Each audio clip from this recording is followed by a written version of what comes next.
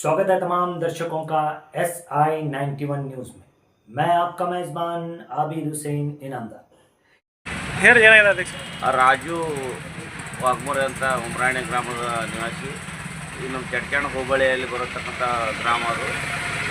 ಒಂದು 3 ಎಕರೆ ಹೊಲ ಇದ್ದು ಅದರಲ್ಲಿ 2 ಎಕರೆ ಬೆಳೆ ಸುಟ್ಟು ಲೈನ್ ಕೊಂಬ ತೆಳಗೆ ಬಿದ್ದು ಅದು ಸ್ಪಾರ್ಕ್ ಆಗಿ ಸುಟ್ಟು 2 ಎಕರೆ ಹಾಳಾಗಿದ್ದು. ಅದಕ್ಕೆ ತಾಲೂಕು ಆಡಳಿತ ಆಗಲಿ, ಜಿಲ್ಲಾಡಳಿತ ಆಗಲಿ, ರಾಜ್ಯ ಸರ್ಕಾರದಿಂದಾಗಲಿ ಅವನಿಗೆ ಪರಿಹಾರಧನ ಘೋಷಿಸಬೇಕು. ಇಲ್ಲವಾದಲ್ಲಿ ಅವನು ಪಂಚರ್ ಅಂಗಡಿ ಮಾಡಿಕೊಂಡು ಜೀವನ ಸಾಗಿಸ್ತಿದ್ದು. ಆ ಹೊಲ ಮತ್ತು ಅದರ ಮೇಲೆ ಜೀವನ ಮಾಡ್ತಿದ್ದು. ಅವನಿಗೆ 2 ಮಕ್ಕಳು.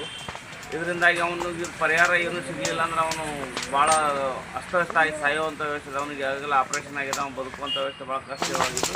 ಇದಕ್ಕೆ ಸರ್ಕಾರ ಆಗಲಿ, ಜಿಲ್ಲಾಡಳಿತ ಅಥವಾ ತಾಲೂಕು ಆಡಳಿತ ಆಗಲಿ ಇದು ಬರ ಪರಿಹಾರ ಒಂದು ಪರಿಹಾರಕರ ಮಾಡಬೇಕು ಅಂತ ನಾನು ತಾಲೂಕು ರೈತ ಸಂಘ ಅಧ್ಯಕ್ಷ ವಸಂತ ಬೇರಮಡಿ, ಉಮ್ರಾಣಿ ಗ್ರಾಮದ